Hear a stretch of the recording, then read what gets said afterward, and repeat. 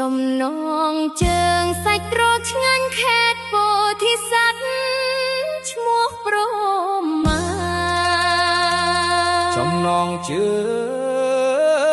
ងសាច់ត្រកឆ្ងាញ់ខេត្តពោធិសត្វឈ្មោះព្រម៉ាតំណងបត់កំត្រឹមខ្មែរសប្បាយរីករាយអូយហុយឡា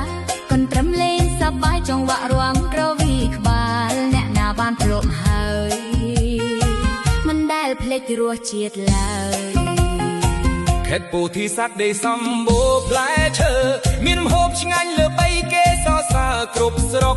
សាច់ក្រអាំងក្តៅក្លិនឈ្ងុយហោះមកឈ្មោះព្រ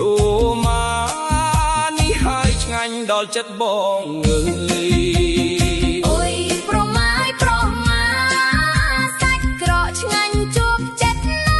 អង្លើភ្លើងក្តៅក្លិនឈ្ងុយខ្លាំងណាអ្នកណាបានភ្លុកហើយចង់ទិញទៀតភ្លាមសាច់ស្រស់លាយគ្រឿងធ្វើដោយដៃជំនាញរសជាតិអែមប្រៃឆ្ងាញ់គ្រប់ពេលម៉ោងញ៉ាំជាមួយបាយក្តៅឬក៏ជាមួយបុកលហុងជួបជុំមិត្តភក្តិសប្បាយពេញទំហូបអូយព្រម៉ាឈ្មោះល្បីទូទាំងពោធិសត្វណាអ្នកដំណើរឆ្លងកាត់តែងឈប់ទិញយកទៅផ្ទះព្រោះរសជាតិឆ្ងាញ់មិនងាយរកដូចឡើយ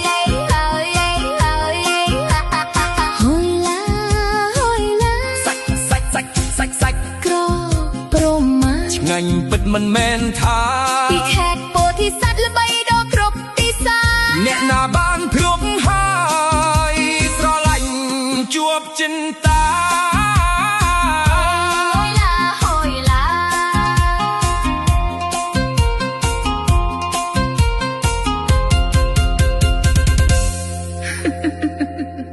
ចំណង